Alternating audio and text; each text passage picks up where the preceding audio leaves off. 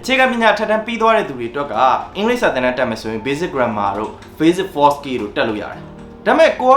ABC လောက်ပဲတည်တည်ချာချာကျွမ်းကျင်ရထားတယ်။တန်းပညာလည်း2တန်း3တန်းလောက်ပဲပြီးထားတယ်ဆိုရင်တော့သင်တန်းတစ်ခုရှာရတာသူတို့အင်္ဂလိပ်စာသင်တန်းတစ်ခုရှာရတာအင်မတန်ခက်ခဲလာတယ်။အဲ့တော့ဘယ်လိုမျိုးသင်တန်းတွေတက်မလဲ။ကျွန်တော် GYS မှာဆိုရင် ABC ကနေစပြီးတော့သင်ပေးတယ် E1 ဆိုတဲ့အတန်းလေးရှိတယ်။တော့ကိုက ABC လောက်ပဲရတယ်။တန်းပညာလည်းနေနေတယ်ဆိုရင်ဒီသင်တန်းလေးကိုတက်ကြည့်လို့ရတယ်ကျွန်တော်တို့အတိကဗီဒီယိုဖိုင်နဲ့သင်ကြားပေးတာဖြစ်တဲ့ကြောင့်မိတ်ဆွေကအချိန်မရွေးနေရာမရွေးသင်ကြားလို့ရတယ်အချိန်လိုက်နှိစရာလည်းမလိုဘူးအဲ့ဒီအပြင်တင်တန်းကြီးအနေနဲ့ကြည့်မယ်ဆိုရင်လည်းအကုန်လုံးအဆင်ပြေအောင်ကျွန်တော်12000လေးစထားတယ်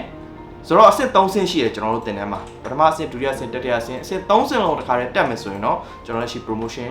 စီစဉ်နေလည်းရှိပါတယ်အဲ့တော့ကိုကအင်္ဂလိပ်စာကိုကျွမ်းကျင်တက်တဲ့အထိကိုသွားချင်တယ်အင်္ဂလိပ်စာ basic speaking လောက်အထိကိုသွားချင်တယ်ဒါပေမဲ့လက်ရှိအနေထား ABC လောက်နဲ့ရုန်းကန်နေရတယ်ဆိုရင်တော့ကျွန်တော်အခုပြောခဲ့တဲ့ E1 ဆိုတဲ့အတန်းလေးကိုတက်ဖို့တိုက်တွန်းလိုပါတယ်။ကြလို့သိချင်တဲ့ဆိုရင် comment မှာမေးခဲ့လို့ရတယ်လို့ကျွန်တော်တို့ page ကို message လည်းပို့လို့ရတယ်ဒါမှမဟုတ်ဖုန်းဆက်ပြီးတော့မေးလို့လည်းရပါတယ်။အဲ့တော့ဘယ်လိုမျိုးသင်လဲ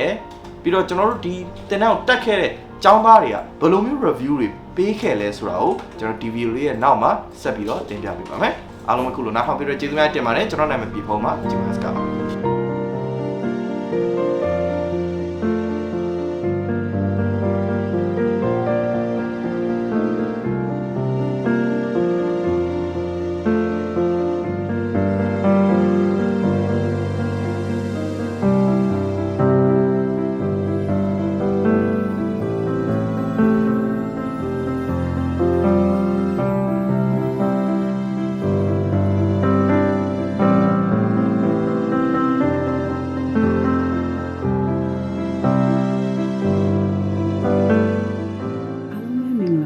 ကျမနာမည်ကတော့ဒေါ်စမာတင်ဖြစ်ပါတယ်ကျမကတော့အခုလက်ရှိမှာပေါ့နော် GYS online class မှာပညာသင်ကြားနေပြီးတော့ level 1 level 2ဆရာကျော်စင်ထွန်းနဲ့သင်ကြားပြီးသွားပါပြီရှင်ကျမဆရာနဲ့အတူသင်ကြားရတဲ့အကြောင်းရင်းကတော့ဆရာကအရန်ပဲစိတ်ရှိပါတယ်သူကတော့အင်္ဂါလေးတွေကိုလည်းဒီစဉ်နဲ့မပြတ်အစင်ပြတ်ထခိုင်းနေမသိတာနားမလည်တာရှိရင်လည်းအသေးစိတ်ရှင်းပြပါတယ်ရှင်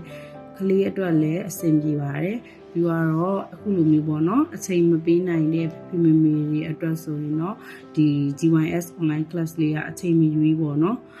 အားရင်အားသလိုအချိန်ပြည့်ဝင်ရောက်ပြီးတော့လေ့လာနိုင်တယ်ပြီးတော့ဆရာကိုလည်းကျေးဇူးတင်ပါတယ်လို့ဒီကနေပြောကြားချင်ပါတယ်